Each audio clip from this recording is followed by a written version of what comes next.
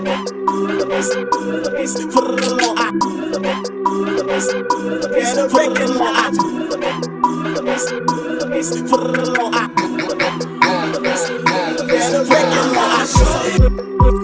not afraid to hit a big person running the ball?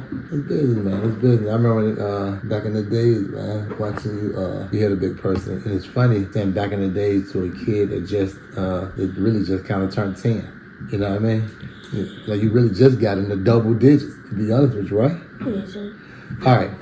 So now, like, what are the chances are you making it to the NFL? Like, you really just not. That question don't even make sense. So why do you think the question don't make sense? Because a person is making straight A's in school, you're not going to tell them to drop out of school because making straight A's will guarantee you getting a job.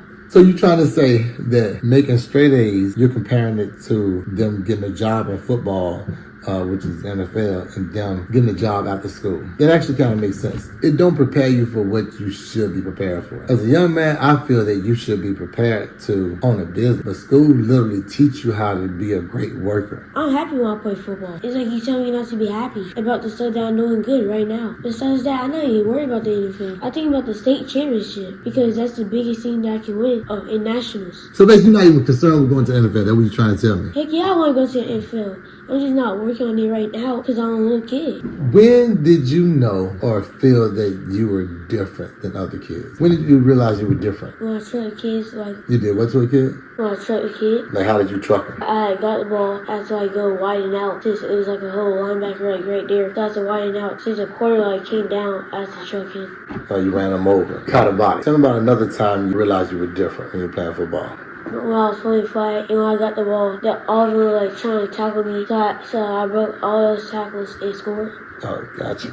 Then you realized then that you had talents that was a little bit different than the average kid. What up, Altaveon? I've seen you do some amazing things in track and field. Therefore, I feel like you would know somebody that's performing at a higher level than the average kid since you do when it comes to track. So tell me, when did you notice your little brother was different? I noticed my brother was different when he was about 5 and he was on North Henry. They had a playoff game.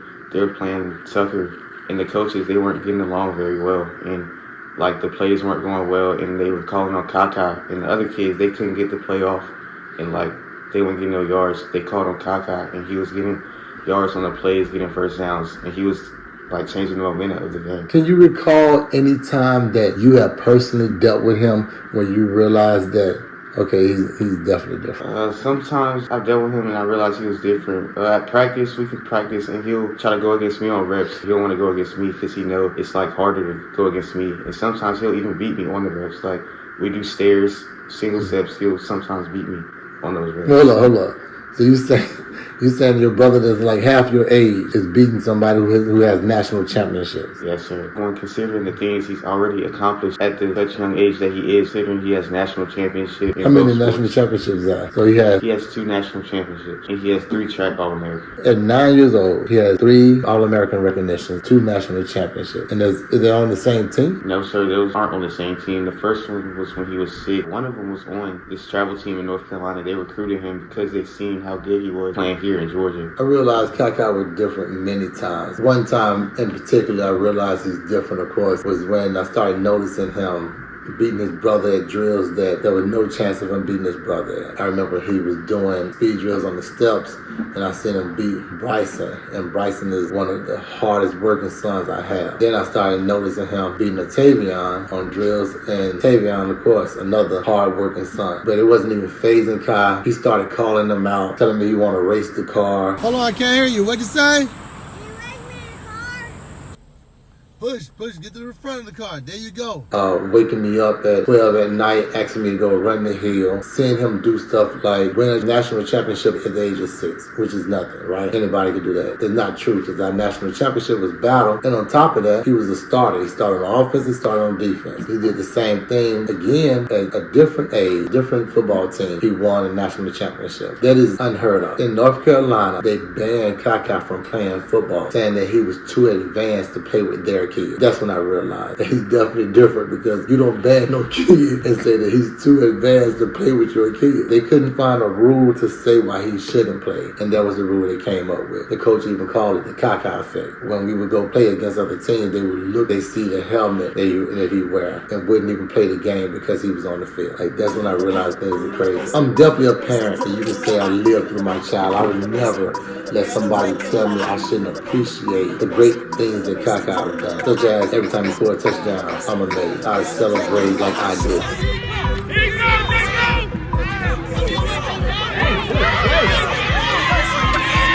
Touchdown.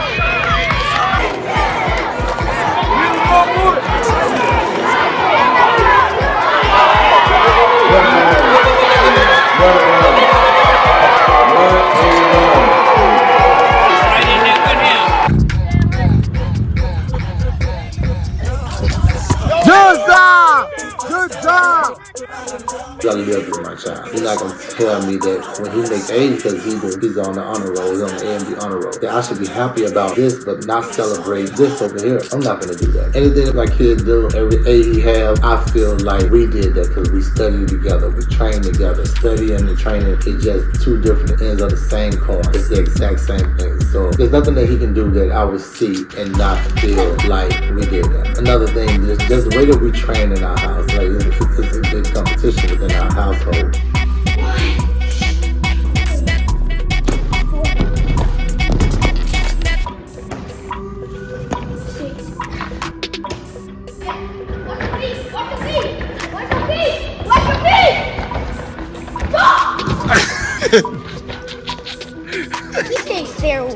He say steroid.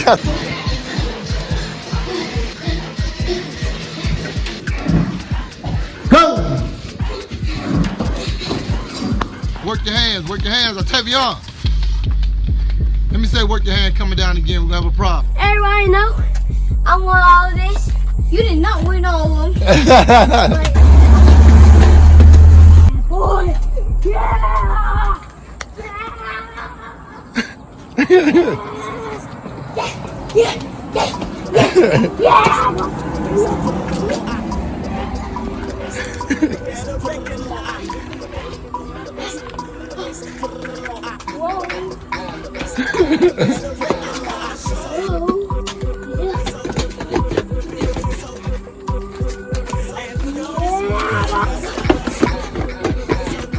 There you go. Oh, you want to say that when he beat you? Yeah, boy, I beat you.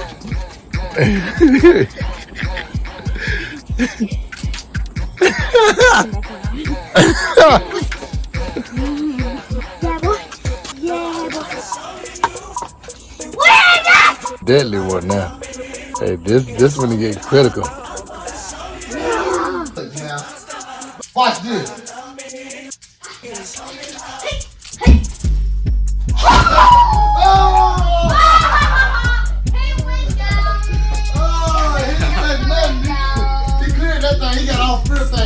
Neither did I. I didn't touch nothing last shot either.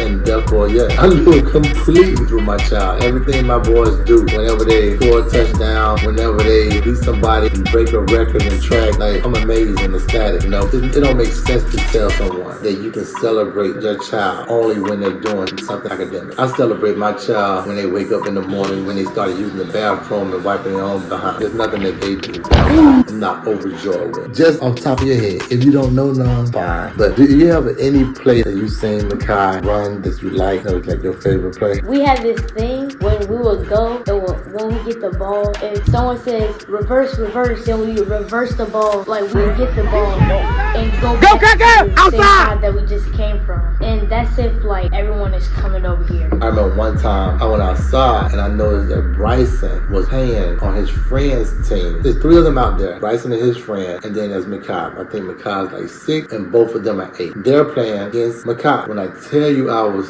so mad, extremely mad. I'm getting on Bryce because I'm thinking that Bryce chose sides and chose his friend over his brother. It's basically what I'm saying as a father. When I get on Bryson about it, his friend Aiden said, but but he's just too fast. I'm like, who's too fast? He's like, Khi'Khi, it's hard to tackle him, and he keep winning. I said, he keep winning. So I sit out there to see what he's talking about, and notice that they're playing against Khi'Khi, but in actuality, Khi'Khi's really playing against them. Like, he's scoring, they throwing the ball to each other, he's getting interceptions, he making tackles on them, they missing him, he making them run into each other. It was crazy. Just watching him perform every time I see it is crazy, and I feel amazing. This backyard football to being on the football field, like, he's done some things that made me second guess how good I really was as a football player. You know, I think what made Khi'Khi different is the fact that he does stuff that other people do, but you see it at an older age. Like, on the field, his game IQ is much higher than the average kid. Like, one time I seen the quarterback go to hand him the ball. The quarterback drops the ball on the ground. Instead of just looking at the ball on the ground or passing the ball up, Khi'Khi on his play where the quarterback goes to hand him the ball and the quarterback drops the ball, picks it up, juke one kid, either cutting back, then juke the next kid, juke another kid. He caught about 8 bodies on his play. About 8, honestly. And then turns around and almost scores. His IQ level to be able to save plays like that, and you know it's not just an accident. Another time I seen Khi'Khi, the center hike the ball over the quarterback's head. Anybody else, that ball would have landed right beside him, because they know that the play that the quarterback gets the ball, pitches it back to the running back.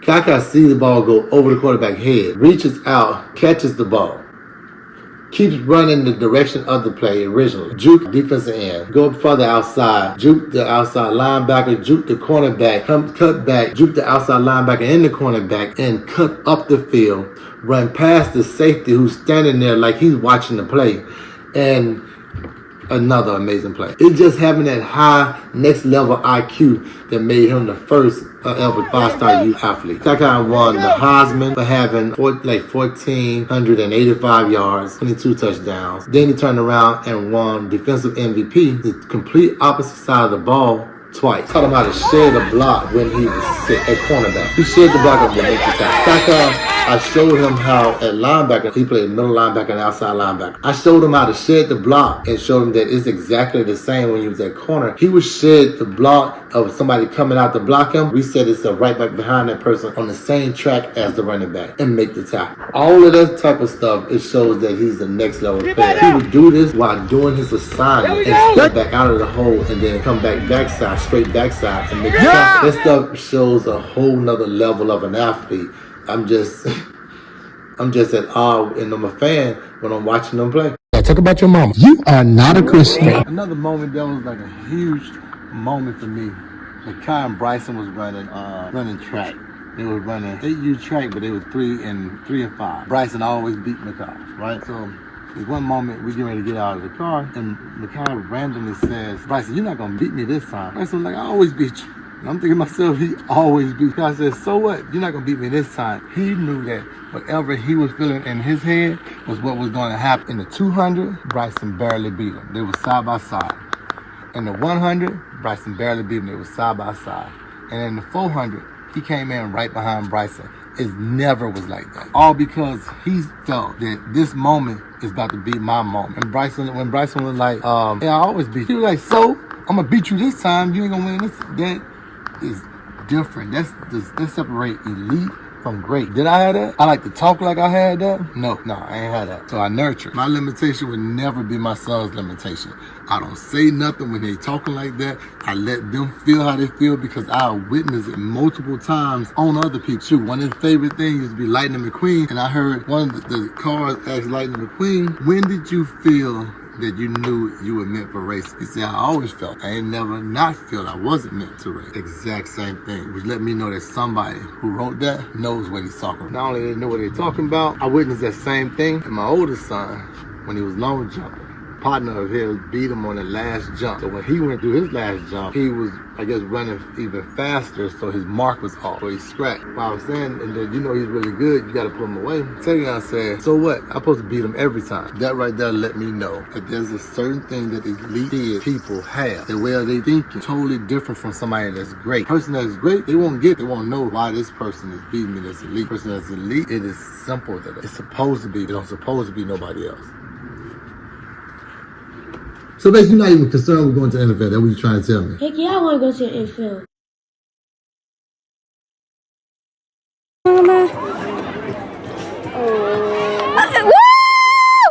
He can run too. Whoa! He can run. He can run.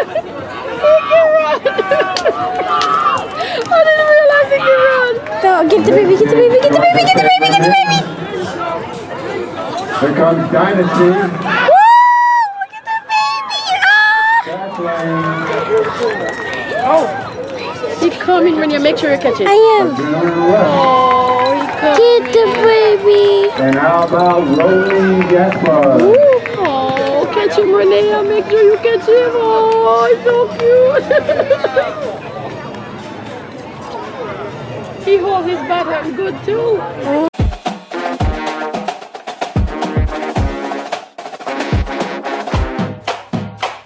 Any players in the game, you can get it. Any coaches on the field, you can. The would-be bullies surrounding them, making sure that neither one of them step out of the circle. Ain't nothing worse than a bully who thinks he's about to win, not knowing he's about to lose. However, the boys didn't care. They were ready for action. Yep, this is that moment. That moment as a bully, you wish you could take it back. But... Yeah, Kyle! Get in front of him, Kyle! Get in front of him! Yo! Yo, boy! Yo!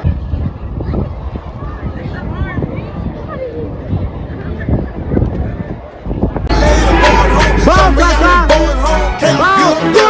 My niggas tired of the zombies, twins, and in the coop. We like boom, boom, shoot. And up and down, bring the girl on flip flop. Yeah, it was good, but how they do it flip flop. Still these niggas murder me, like they wanna put a soul in me. Now to the girlfriend, you gon' make it till you ride. Now it's time to...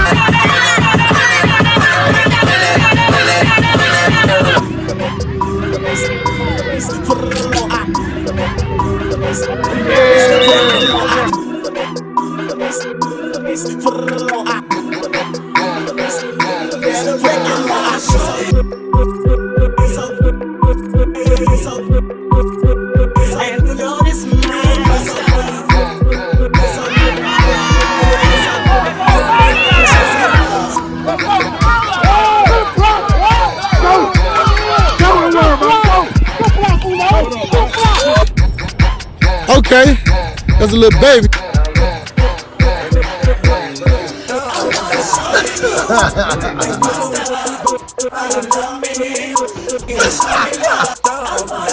Yo, that thing on the swing.